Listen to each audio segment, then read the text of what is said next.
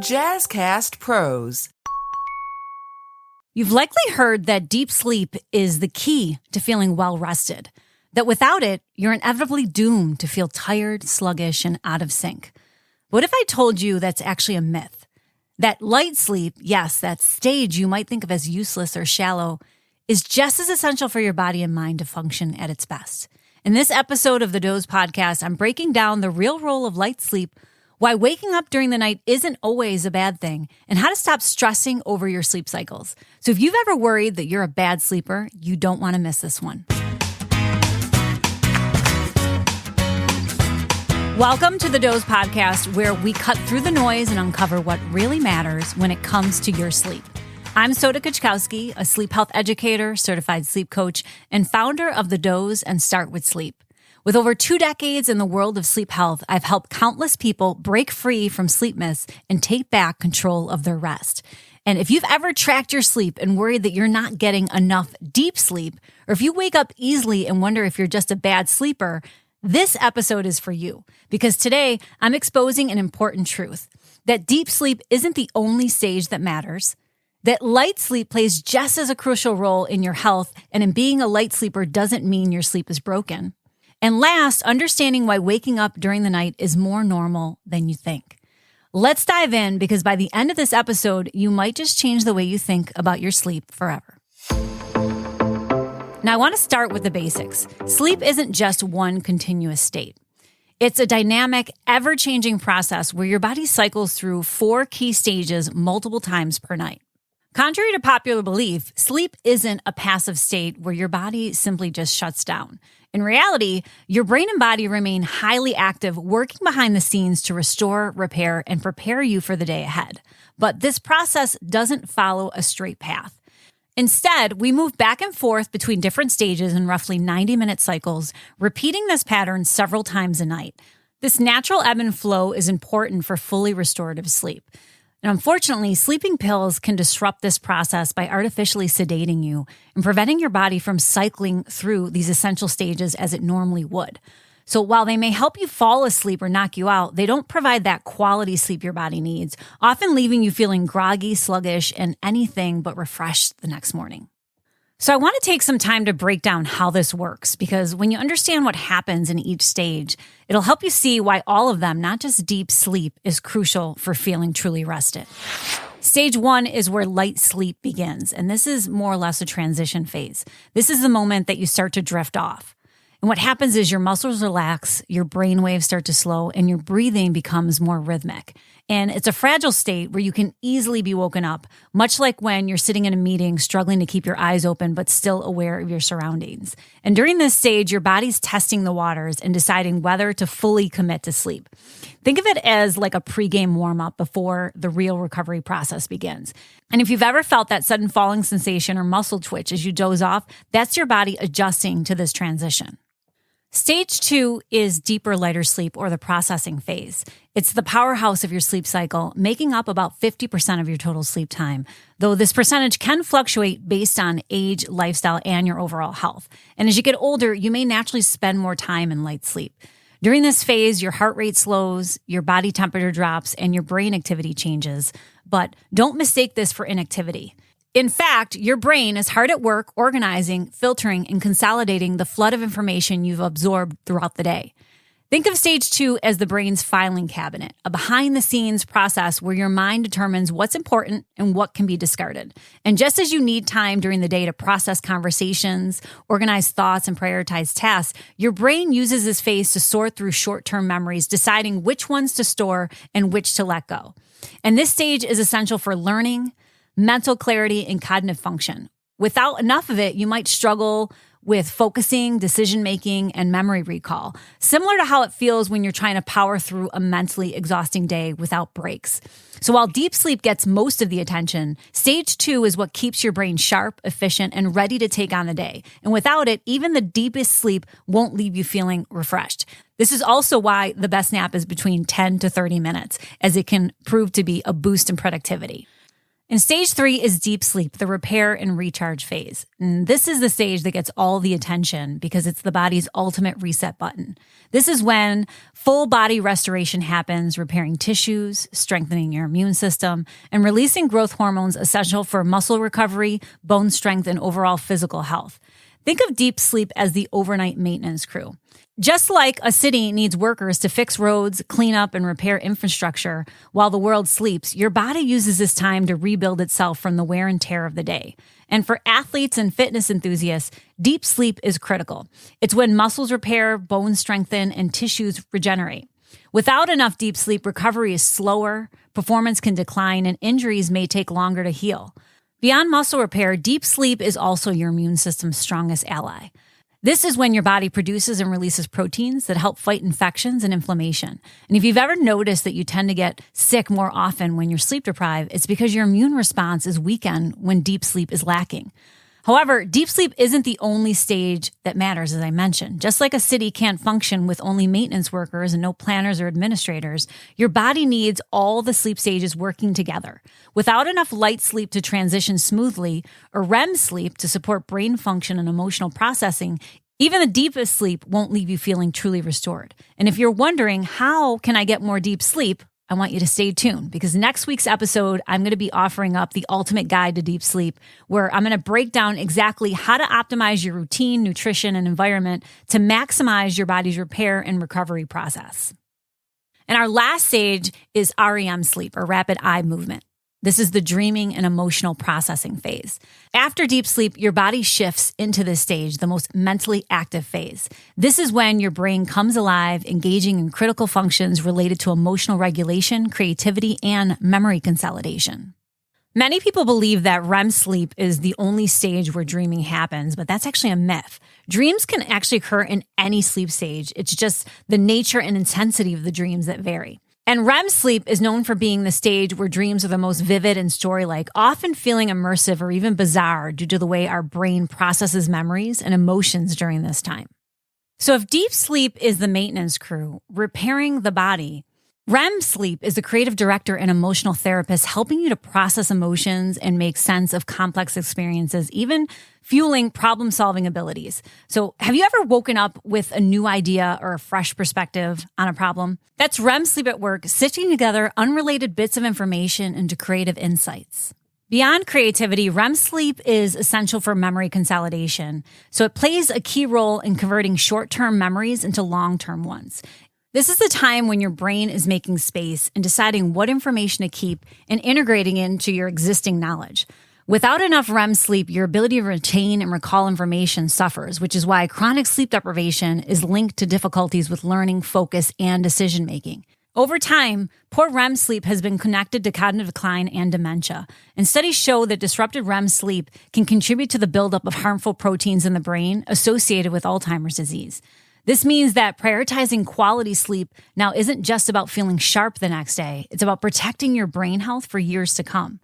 A lack of REM sleep can leave you feeling emotionally overwhelmed, irritable, and mentally foggy, much like an overstimulating day where you don't get a moment to breathe and process your thoughts. This stage is your mind's reset button, and without it, even a full night's sleep can leave you feeling off balance. So while deep sleep does get all the attention, REM sleep is just as essential.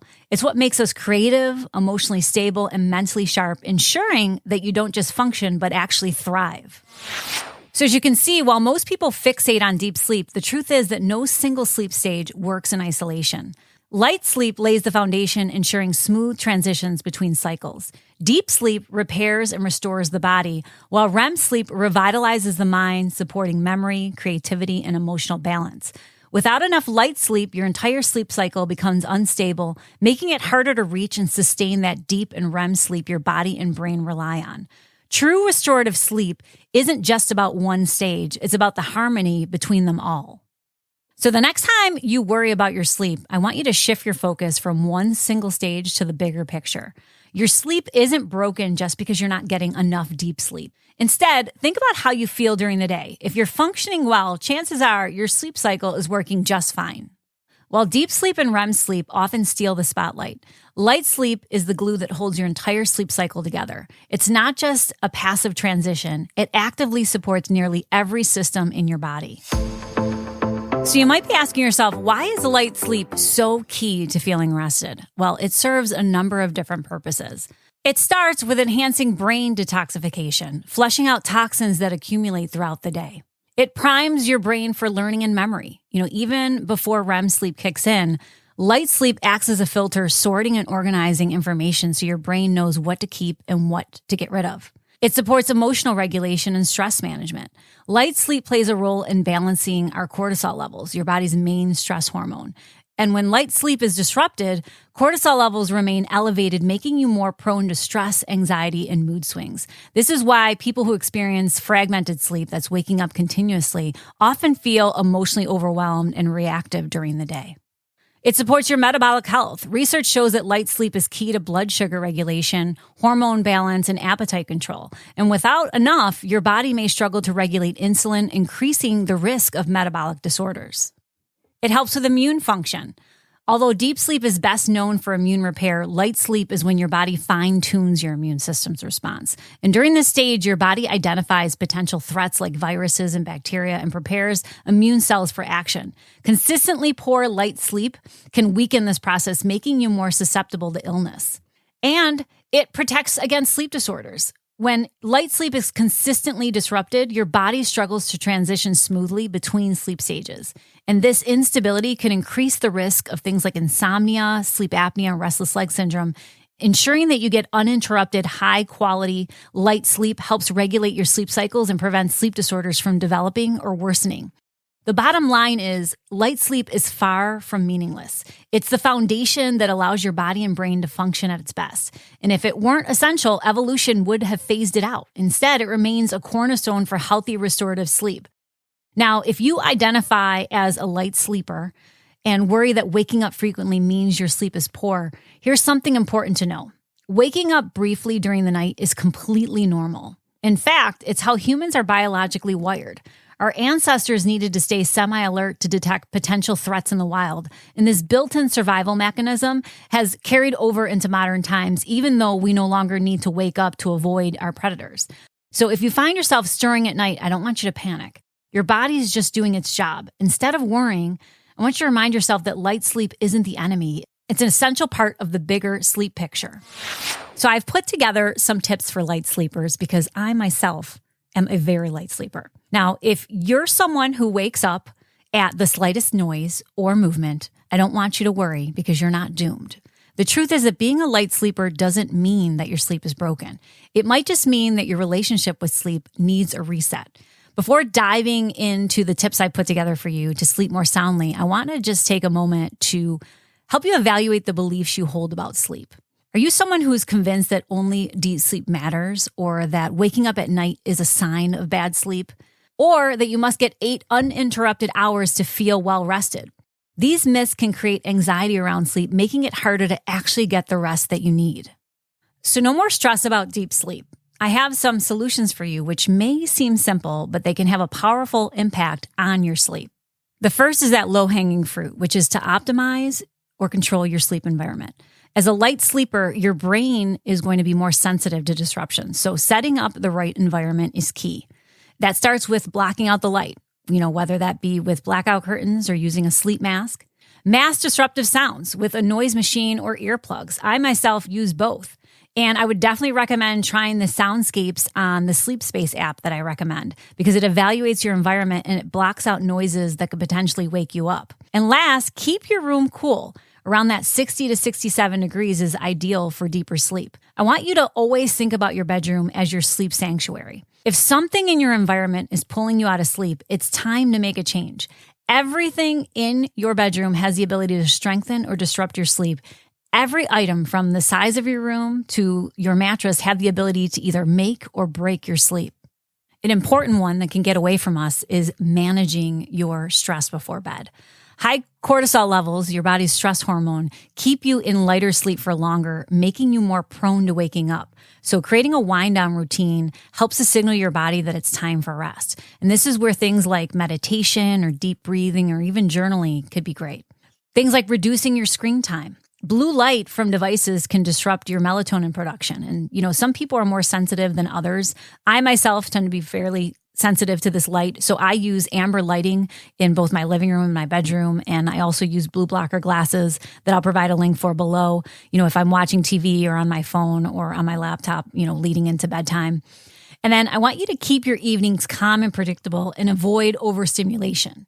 By lowering stress before bed, you set yourself up for a more stable and restorative night's sleep. Another part of that is to stop stressing about wake-ups. Waking up during the night is completely normal. In fact, it's part of how sleep is designed. But for many people, these brief awakenings trigger anxiety, making it harder to fall back asleep. The key to eliminating wake-ups, because you can't, is to change how you react to them.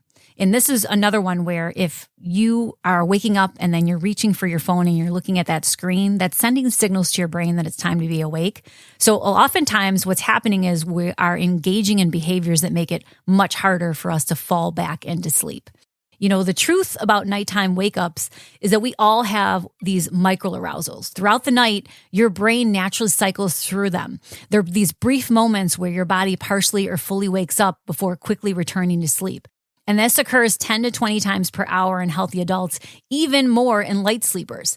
You probably don't even remember most of them. But when stress or anxiety or discomfort kicks in, a microarousal can turn into a full wake up, making it harder to settle back into sleep. And this is why some people feel like they're awake all night, when in reality, they're experiencing natural sleep transitions, but reacting to them in a way that keeps them awake longer. So how can you handle these wake ups without stressing? Well, the first is don't check the time, because looking at the clock is one of the worst things you can do when you wake up at night, because seeing the times triggers stress, and you might start doing mental math about how much sleep you're losing, or looking at the time and thinking, if I fall asleep right now, I have 4 hours and 12 minutes, 11 minutes, right? It creates this negative association between wake-ups and frustration. And when you do this, it reinforces a habit of clock checking, which can make wake-ups feel even more disruptive. Instead, keep your clock turned away and resist the urge to check your phone. Now, this next one might be easier said than done, and that's to not engage in overthinking. Your brain loves to latch onto thoughts in the middle of the night, especially anxious or negative ones. Why am I awake again? Or I only have 3 hours left to sleep, or tomorrow's going to be miserable.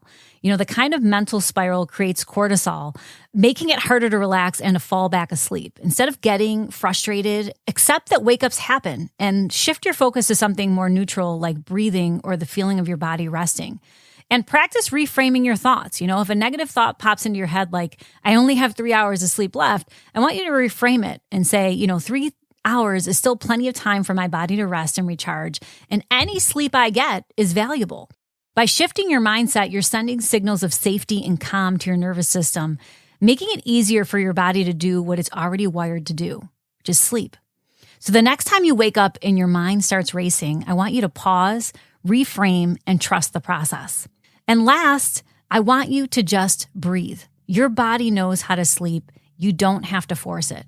If you wake up, this is where things like deep breathing can be really beneficial. That's taking in those slow inhales and exhales to calm your nervous system.